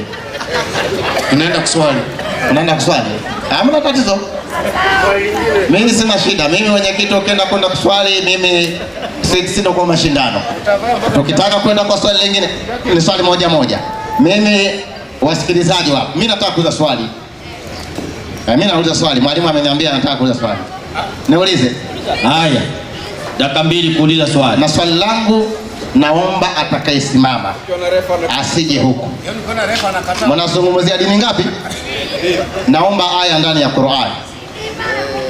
Ndani ya wapi? Uislamu ni dini ya uzima. Hivyo ndio shamaliza. Na wewe nimeshauza swali. Uislamu ni dini ya uzima. Short and clear. Ndio hapa. Haya. Sio punguani. La tutakallama kama majnun. Mimi si punguani my brother. Mimi nazungumza na fikra nini? Ukiwa unatumia lugha mbaya unaondoka kwa mkutano. Mimi nimesimama kwa swali. Ikiwa mimi ni wazimu wa anta majnun jiddan. Kwa hivyo Sheikh Yusufu, naomba urengemeze maneno, mtu asizungumze maneno machache. Hapa mimi ni maandiko. Nimeuza swali na Sheikh Yusufu tukapata zako tano. Haya. Hebu Waislamu tuwe wapole. Tuonyeshe nidhamu na taadhima, kwa sababu sisi ndo tumekuja kuwafundisha hawa. Unaona wamejani kwa sababu ya sisi. Sijui kama mnanielewa. Mkiondoka kesho hapa hakuna Mkristo hata mmoja atakuja. Sasa akauliza swali zuri. Lakini sasa aya unaotaka iseme vile wewe umesema wewe, hiyo aya hamna. 6236 aya iseme vile alivyotaka huyu, hiyo aya hamna. Lakini Uislamu upo. Hiyo ya kusema Uislamu ni uzima, hiyo yeye anataka iseme hivyo, hiyo aya hamna. Ipo hii 3:19 Qur'an. Bila shaka inna dina inda Allahi ndio al-Islam, ni Uislamu. Na siko natajia mlete andiko linasema Ukristo ni dini ya Mungu. Wacheni ujanja. Yaani neno Uislamu umelipata. 626. Twende mwanangu. Na hii dini ya Uislamu ndiyo njia ya Mola wako iliyonyooka. Huwezi pindisha. Akuja tu Ukristo hata ni njia ya unyooka, hata isiwe imenyooka, hata ipinde, bora itaje, haiwezi kuwa.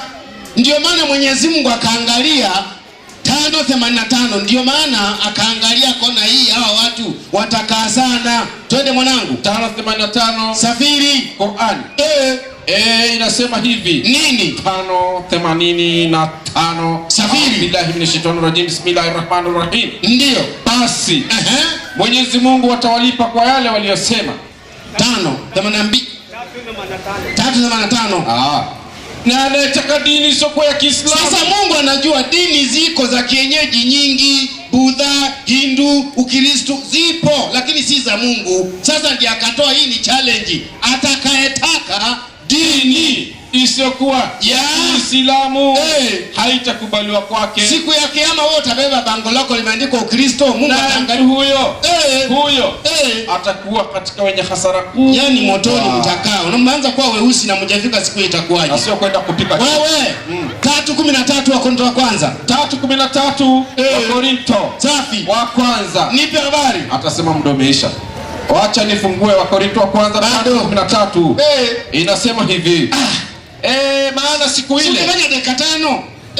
itaidhihirisha ndio kwa kuwa yafunuliwa katika moto. Safi. Na ule moto wenyewe ndio utaijaribu kazi ya kila mtu, kuanzia huyu na wenzake wote. Wapiga ngoma na kelele watapita hapo wakijaribiwa kazi zao. Ukiwa ni mbaya unabaki. Wanapiga magoti, watabaki umo magoti.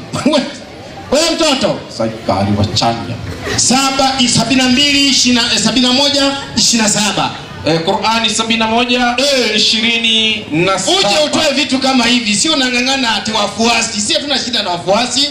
Hata Ibilisi na wafuasi wake. 71 27. Naam. Inasema hakika 28 inasema Mola wangu nikufilie mimi. Safi. Na wazee wangu. Ndio. Na kila anaingia nyumbani mwangu hali ya kuwa ni Muislamu. Wewe ni Nuhu. Wewe unakuja kutuambia mambo ya Waebrania mzee Paulo huko. Yeye mwenyewe hana dini. Wewe ndio utakuwa nayo. Baba.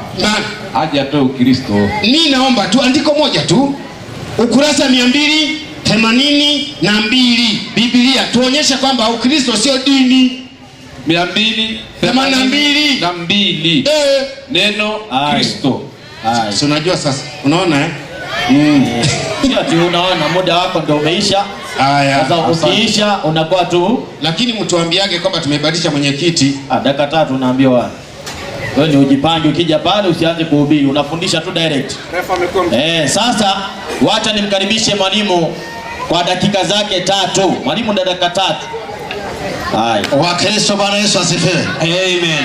Wale mwalimu anasema sisi tumekuwa weusi tunakwenda motoni. Yule naye yule pale. Umemwona?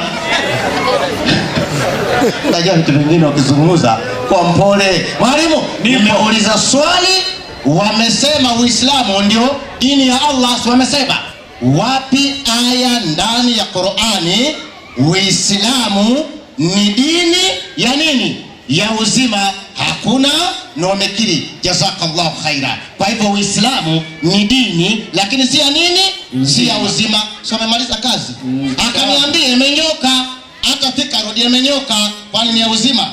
Lakini kama imenyoka ni dini ya Mungu, 10 ngapi? 12:15 nzuri. Methali. Tumesema hivi, Uislamu umenyoka njia ya mpumbavu imefanyaje? Imenyooka. Rudia. Njia ya nini? Ya mpumbavu. Rudia. Imenyooka. Aya imefanyaje? Wewe nimekuuliza swali, wapi aya? Wacha inna dina inda Allahi Islam, wacha nayo. Wa man yabta ghaira al-islam, wachana nayo. Nimekuuliza swali, wapi aya? Uislamu ni dini ya uzima. Short and clear. Nakupa ya Kikristo, ana huwa tariq wal haq wal haya, laisa ahad ya'ti ila abi illa bi 14 shafika. Inasema hivi Yohana, Yesu akawaambia, ambaye ndio njia yetu, mimi Kristo ndimi njia na nini na kweli. Meza mate. Kuna aya kama hiyo ndani ya Biblia ama ya Qur'an? Ipatikane. Mimi ndiye njia na kweli ndio na uzima. Naam. Mtu kama wewe ni mtu, nyosha mkono. Walimu pande usielewi. Wanajijua. Sisi ni mbao tu hadi kwa Baba ila kwa njia ya mimi. Kwa hivyo njia ya kweli na uzima ni nani? Kristo. Watu wanahitaji nani? Kristo. Amemaliza. Kwa hivyo Uislamu sinje. Akasema yale dini gani? Aya mliosoma, akasema hakuna aya Ukristo ni dini. Unataka tukupe nini ndani ya Qur'ani? Innal ladhina amanu wal ladhina hadu wan nasara was-sabiina man amana billah. Wewe ama unataka kitu gani? Hakuna cha Muhammad, hakuna cha nini. Na kama unijua Kiarabu, chukua haraka, simama ukati hapa, mimi na wewe tuzungumze katika Kiarabu. Wewe unafikiri tumekuja hapa kujionyesha? Tumekuja kufundisha watu njia. Wewe unajua, njoo hapa, mpe huyo. Aya, mimi nasoma ukitafsiri. Assalamu alaikum. Mimi nasoma ukitafsiri. Soma. Innal ladhina amanu, wale wenye kuamini. Hebu rudia, innal ladhina amanu, hakika ya wale walioamini. Ndio kumbe umejua ulikuwa umekosea.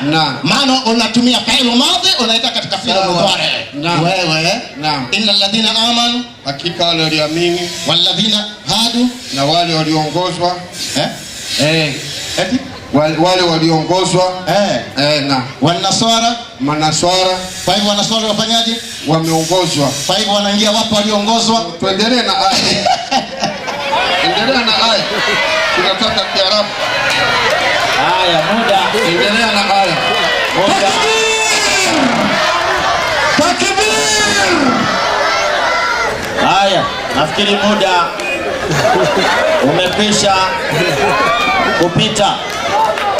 Saa hii ni saa 12. Saa hii ni saa 12 na dakika 40. Hakuna mtu amekataa kama tutaendelea. Hata mkitaka hapa saa 2 bado tuko hapa. Haya. Wakristo, Bwana Yesu, naomba tafadhali jamani, wacheni kuinua sauti. Jamani, Wakristo, Bwana Yesu asifiwe. Hebu nione kwa ishara ya mikono. Mumeelewa kwamba Wakristo wameongozwa?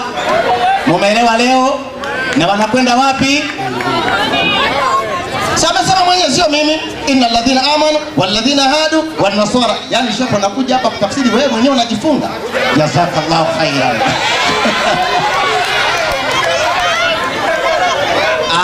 Nafikiri wacha tupate utaratibu kabla Sheikh Ramadhani aje swali.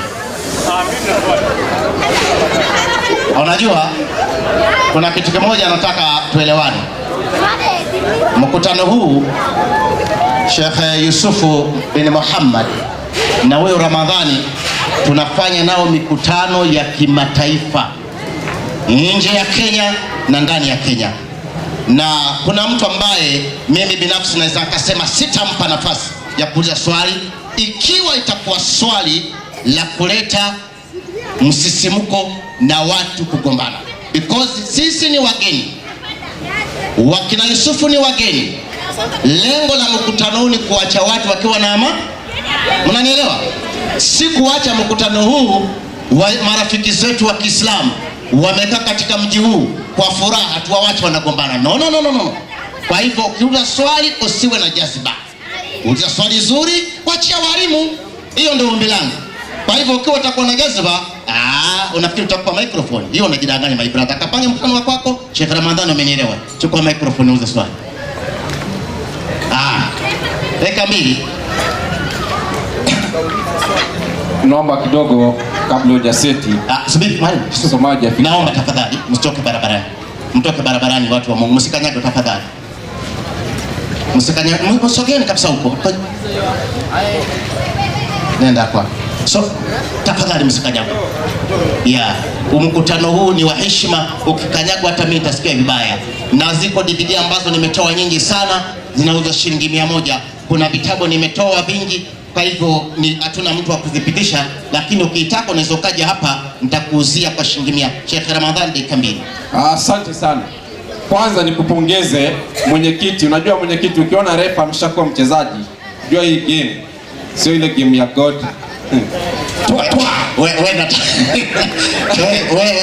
Wacha kunibipu sasa. Mwalimu wangu acha huyu, muda wetu unaanza. Yeremia, wacha kusomee. Nani huyu? Wacha mzee wangu apumzike. Asante. Maana mzee labda miwani amesahau. Dakika 2. Qur'ani sura ya kwanza inaitwa Al-Fatiha. Nisomee sura ya 6 haraka. Aya 6. Aya 6.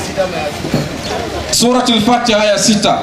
Inasema hivi, tuongoze njia iliyonyooka. Waislamu wanaomba kila siku ihdina siratal mustaqim, ambayo ni Uislamu kwa mujibu wa Qur'ani sura ya 6 126. Na hii dini ya Uislamu ndio njia Mola wako iliyonyooka. Sababu kidogo dakika moja nikusimamishie. Sijui kama huyo, naomba msikanyage tafadhali. Mwache huyo ndugu yetu atoke na gari. Naomba atoke, msikanyage. Singetaka watu wasikose kusikiza swali lako please. Naomba ndugu yetu atoke vizuri tu, mpe na njia atoke vizuri, itakuwa ni aula zaidi.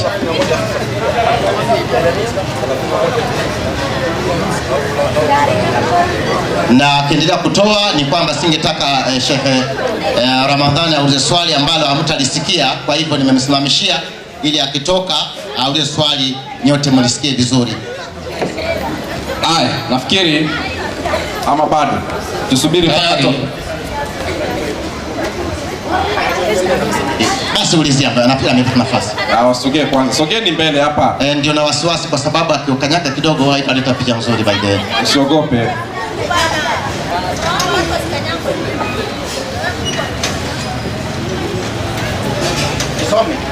Subiri kidogo mpaka mwenyekiti aseme ama anzishe muda, maana sasa hapa. Na nimeusimamisha kabisa. Okay, unaanzisha upya sasa. Asante. Qur'ani sura ya 6, narudia sura ya kwanza aya ya 6.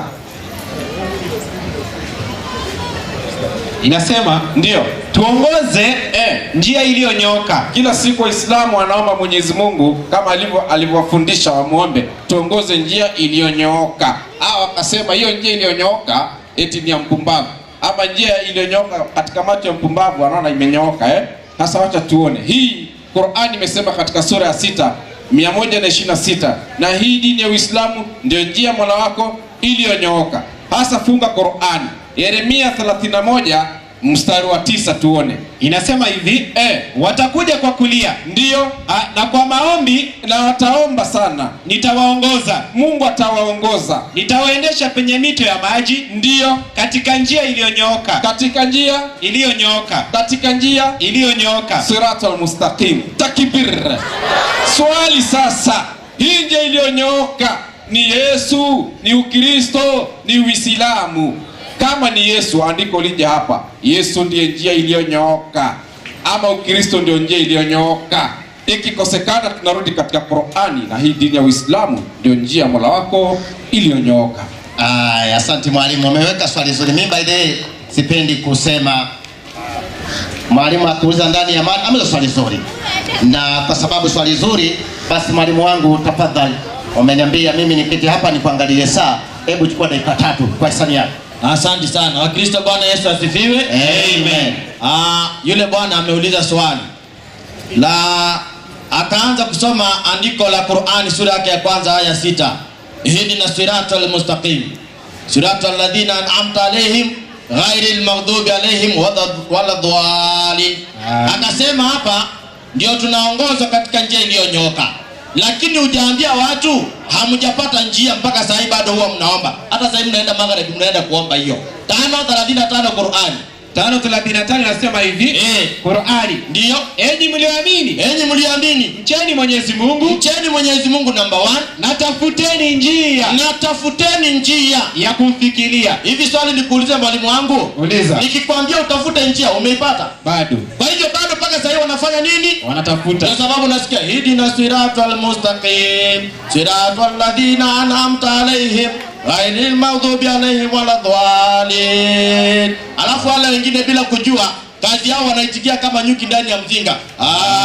Amin. Mpaka saa hii bado mnatafuta hiyo njia. Qur'ani inawaambia tafuteni njia, ina maana hamna. Sisi wa Kristo je, tunatafuta? 14 andiko lake la 6 kitabu cha Yohana. Hivi ndio vitu tunasikiza kwenye viwanja. Inasema hivi. Ndio. Yesu akawaambia. Mimi ndimi njia. Mimi ndimi njia na kweli na uzima. Maliza. Mtu haji kwa Baba ila kwa njia ya mimi. Kwa hivyo sisi tuko na njia tayari tumeipata. Nyinyi ndio mnaambiwa mtafute. Sasa mnatafuta sikukuja kwa Yesu Kristo mpate njia iko hapa salama. Maana ukizidi katika Uislamu ni dini tu imekuja kushindana. Unasikia andiko nasema huwa alladhi arsala rasulahu bil huda wa dinul haqq liyudhhirahu ala dini kullihi walau kariha al mushrikun. Dini ya kuja kushindana tu. Sasa sisi hatuko kwa hiyo. Dini ya kweli ni ya Ukristo ambao ni Yesu mwenyewe. Na anasema kwamba yeye ndiye njia. Mwalimu rudia tena 3:23 Wakorintho ni wa kwanza. Wakorintho wa kwanza. 3:23 inasema hivi. Ndio. Nanyi ni wa Kristo. Nanyi ni wa Kristo na Kristo ni wa Mungu. Kwa hivyo njia yetu ni ya nani? Ni ya Mungu. Hiyo uende kwa mwezi, urudi chini, inabakia hapo 12 kitabu cha ufunuo cha Waebrania. Kitabu ni cha Waebrania. Ndio. 12 aya yake ni ya pili. Inasema hivi. Ndio. Tukimtazama Yesu sio Muhammad na Allah. Tukimtazama Yesu mwenye kuanzisha na mwenye kutimiza nini? Imani yetu. Kwa hivyo imani yetu mwanzilishi ni Yesu Kristo. Imani ya Kiislamu Muhammad uko kwenye pango la Ira. Haya, mwenyekiti. Asante sana walimu. Kusema kweli Mwalimu Sheikh Yusuf anapokuja ni kwamba jameni, tumeanza jana na tunaendelea. Si mabishano. Hebu sikiliza sasa majibu yake. Dakika 3 na jameni walimu, dakika 3 ni chache, msisahau. Kijana. Upo vizuri 5:35 Qur'an. 5:35. Inasema hivi. Si ndiye ametoa hiyo jamani? Enyi mlioamini. Ndio. Mcheni Mwenyezi Mungu sana na tafuteni njia. Ndio. Ya kumfikiria. Allahu Akbar. Akasema sisi hatuna, tulitafuta, tukapata, tukatulia. 626 Qur'ani. Wewe wapi? 626. Yaani tutoke Rongai tuje hapa kucheza? Wewe. Soma reka mtoto. Inasema hivi. Ndio. Na hii dini ya Uislamu ndio njia ya Mola wako iliyonyooka. Tukafuata kwa sababu imenyooka. Baada ya kutafuta tukapata. Wewe nipo. 2:3 Zefania. Kitabu ni cha Zefania. Safiri haraka. 2:3. Acha nikamate. Ikamate mwanangu. Zefania. Yaani huyu jana Yesu alikuwa mtoto wa Mungu, leo dini. Anajielewa huyu. Jana alikuwa mtoto wa Mungu, leo eti ni dini. 2:3 nasema hivi. Mtafuteni Bwana enyi nyote. Ndio. Mlio wanyenyekevu. Walio wanyenyekevu ni Waislamu. Wamtafute nani? Bwana. Twende. Wa dunia. Ndio. Nyinyi mliozitenda hukumu zake. Safi. Itafuteni haki. Ndio. Utafuteni unyenyekevu. Ndio. Huenda mtafichwa katika siku ya hasira ya Bwana. Haki wewe. Haki 17:105 haki ndio hiyo wewe. 17:105 Qur'ani. Wewe vipi? Inasema hivi. Tutafute haki na kwa ajili ya kuleta haki ndio ulimwenguni. Safi. Ndio tumeteremsha Qur'ani. Ndio. Na kwa haki tumeteremka. Na hatukukuleta ndio haki wewe. Akasema eti Yesu ni njia. Ovyo. 12:14 Marko. Ati Yesu ni njia. Kitabu ni cha Marko. 12 14 wewe 12:14. safiri Inasema hivi 12:14 ya Marko. Hata walipofika walimwambia nini? Mwalimu, safi, twajua ya kuwa wewe ndio mtu wa kweli, safiri, wala hujali cheo cha mtu, ndio, na kwa maana tazami sura za watu sana, lakini katika kweli waifundisha njia ya Mungu. Njia ya Yesu anafundisha njia ya Mungu inaitwaje? Mtuambie leo. 17:17 wa Yohana. Injili ni ya Yohana 17. Wewe wapi wewe? Jimbo na raha tu. Hujafika 17 15. Wewe 17 tangu nipotezea muda. Watakase kwa ile kweli. Ndio. Neno lako, neno la Mungu linabakia nini? Ndio kweli. Kwa sababu Mungu ndio kweli. Na alipoleta Qur'ani ni kweli na ni haki, tukaifuata. Ukristo dini ya Mungu. Wapi andiko hata moja kutoka saa 11 mpaka sasa hivi hatujapewa? Ya mwalimu wangu. Mada kesho. Asante sana. Kusema kweli, Wakristo, Bwana Yesu asifiwe. Haleluya.